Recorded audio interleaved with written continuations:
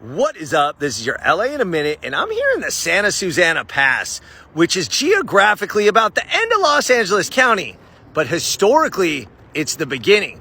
I'm talking before the Native Americans to the time of the dinosaurs. And my goodness, is it beautiful.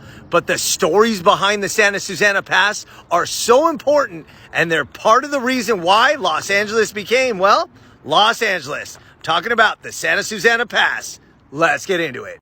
The first wheeled vehicle ever to cross through what would become the Santa Susana Pass did so in September of 1861, a year after workers began blasting and carving a stagecoach road out of the ancient mountainside. The original road, known as the Old Susana Stage Road, served as the main commercial overland route between Los Angeles and San Francisco from 1861 to 1875. But for thousands of years prior to that, it followed a Native American footpath that was an important juncture between the Native American Tongva Fernandino, Chumash Venturano, and Tataviam Fernandino tribal lands. And by the way, these are actual cave paintings that are discovered in the Santa Susana Mountains from the Fernandino Tataviam people discovered in the 70s. And they're one of the last few physical links to the ancient history of the Native people. That's amazing. And the history of the rocks themselves goes back even further. We're talking 75 million years to when this area was the bottom of an ocean.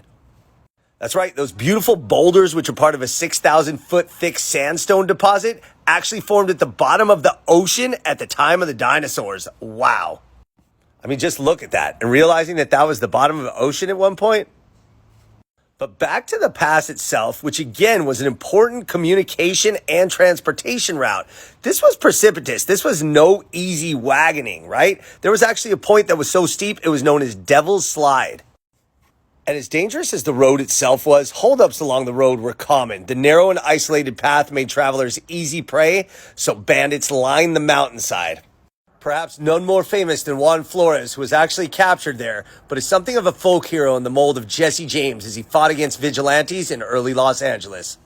In 1904, railroad workers carved a 1.5 mile long tunnel, the longest in California to that point, and completely changed the Santa Susana Pass. The end of railroading essentially ended the days of stagecoaching through the pass.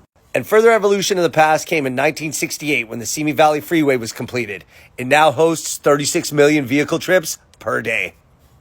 So it's hard to imagine that these rocks were actually part of an ocean that was right here in what is now the Santa Susana Pass. But it's easy to envision how important this Santa Susana Pass was for transport yesterday and still is today. All right, LA, it's been a minute.